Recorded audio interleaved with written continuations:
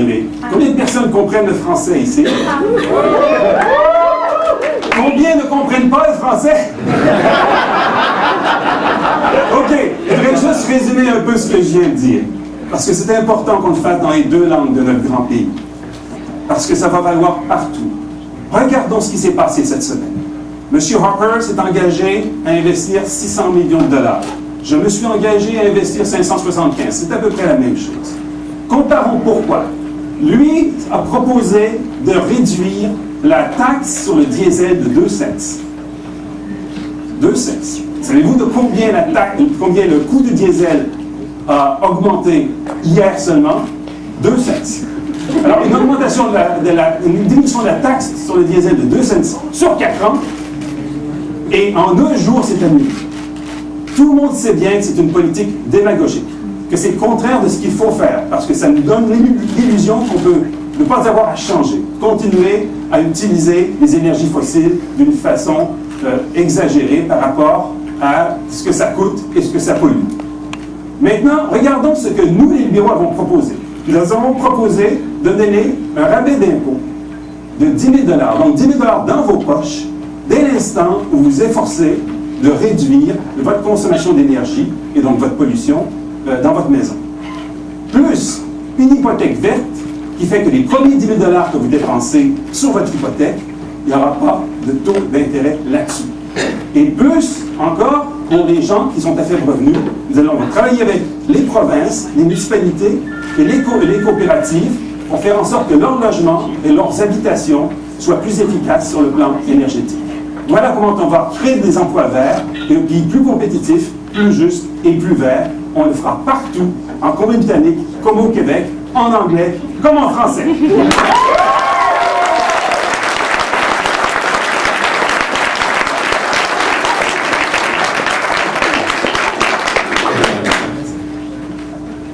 Est-ce que je pourrais aussi saluer un polyglotte de mes amis qui a travaillé très fort pour que ce jour puisse arriver, qui a travaillé très fort, parfois tout seul, quoique j'essayais de l'aider de ma façon, et qui a fait de bien préparé le terrain. C'est une grande admiration pour lui, et c'est David Hurst.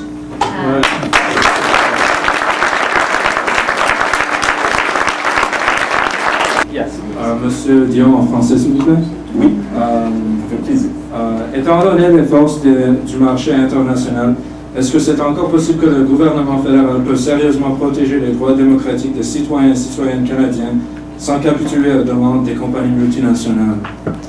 La question, c'est est-ce que nous pouvons avoir une politique pour les gens et pas une politique alignée sur tous les besoins et les demandes des multinationales? Exactement, oui. La réponse est oui, et cette élection le montre. Il y a de fortes pressions pour que des leaders comme M. Harper se fassent élire. Des leaders qui vous disent « more of the same », « the same old, ça se traduit pas, c'est tellement bon en anglais, ça se traduit en français. Et moi, je dis que les multinationales vont faire ce qu'on leur demande de faire dès l'instant où on a un fort leadership. Plusieurs d'entre elles bougent, plusieurs d'entre elles comprennent qu'il faut agir sur les changements climatiques, mais elles ne le feront pas si leurs concurrentes ne le font pas. Donc, le rôle d'un gouvernement est d'établir des règles, d'établir des situations très claires. Et si vous prenez le tournant vert, ce qu'on leur dit aux multinationales, c'est comme aux autres entreprises, comme les petites entreprises dans votre communauté, on leur dit, on vous taxera moins sur vos profits, mais plus sur votre pollution. Donc, utilisez vos profits pour réduire votre pollution. Et ce qui arrive dans ces cas-là, c'est qu'au lieu de demander aux avocats et aux comptables comment je pourrais déclarer moins de profits, avant de demander à leurs ingénieurs comment je pourrais investir pour réduire ma pollution, parce que ça me coûte trop cher en taxes. Et les ingénieurs vont leur dire, en investissant ici et en utilisant le savoir-faire de l'Université de Victoria et tous les chercheurs qui sont là avec leurs étudiants, on va réduire la pollution. C'est comme ça qu'on crée l'économie verte, et c'est ce qu'on va faire le 14 octobre, disons le 15 novembre.